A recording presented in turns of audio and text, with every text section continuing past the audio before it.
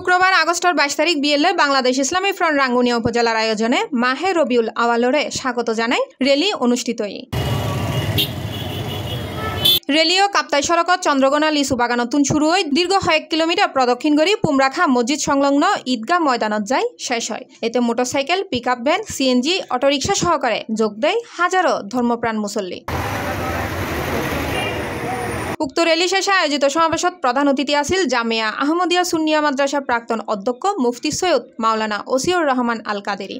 রাঙ্গুনিয়া উপজেলা ইসলামী ফ্রন্ট সভাপতি মোহাম্মদ করিমউদ্দিন হাসানের সভাপতিত্বে সমাবেশত প্রধান বক্তা আছিল বাংলাদেশ সুপ্রিম কোর্টের আইনজীবী, বিশিষ্ট সংগঠক ও রাজনীতিবিদ, বাংলাদেশ ইসলামী ফ্রন্টের আইন বিষয়ক সচিব অ্যাডভোকেট এম ইকবাল হাসান ও হয় মদিনা সনদের আলোকে হল্যগরি মমতা ভিত্তিক বৈষম্যহীন অসাম্প্রদায়িক আধুনিক কল্যাণকর রাষ্ট্র গঠন করন যায় 1450 বছর আগে রাসূল সাল্লাল্লাহু আলাইহি ওয়াসাল্লাম আরারে দেখাই।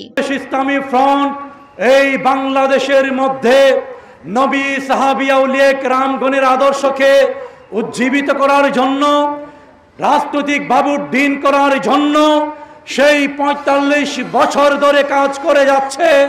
এ রাঙ্গুনিয়ার শিক্ষা, সংস্কৃতি, ধর্মীয় কার্যাদি সহ রাজনীতির ইতিবাচক উন্নয়নে বাংলাদেশ ইসলামী ফ্রন্ট, যুব সেনার, ছাত্র সেনার ভাইয়েরা বিগত সময়ে 2024-এ যেভাবে আপনারা দুর্নীতিবাজ, ফাঁসিবাদ যারা বাংলাদেশকে লুটপাট করেছিল, এই সমস্ত সন্ত্রাসীদের থেকে আপনারা বাংলাদেশকে মুক্ত করেছেন।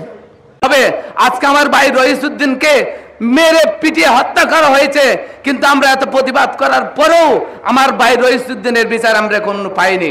জুলুস প্রস্তুতি কমিটির আহ্বায়ক মাওলানা মোহাম্মদ সাইফুল ইসলামের সঞ্চালনায় এন্ডে উপস্থিত আছিল বাংলাদেশ ইসলামী ফ্রন্টের কেন্দ্রীয় প্রেসিডিয়াম সদস্য পীরজাদা গুলামুর রহমান আশরাফ শাহ, অধ্যক্ষ মাওলানা জরিফ আলী আরমান, অধ্যক্ষ মাওলানা আজিজুল হক, সাবেক উপজেলা ভাইস চেয়ারম্যান মোহাম্মদ আক্তার হোসেন, কেন্দ্রীয় যুব সেনা সাংগঠনিক সম্পাদক এইচ.এম. শহীদুল্লাহ, রাঙ্গুনিয়া প্রবাসী কল্যাণ পরিষদের মহাসচিব মোহাম্মদ এমরান হুসেন পিয়ারু, উপজেলা ইসলামী ফ্রন্টের সহসভাপতি মাওলানা করিমউদ্দিন নুরি, আজিমউদ্দিন আহমেদ, মোহাম্মদ মিজানুর রহমান, আব্দুস শাকুর, শহীদুল ইসলাম খোকন, শাহ এমরান রনি, জয়নাল আবেদিন সহ আরও বোধ কেউ।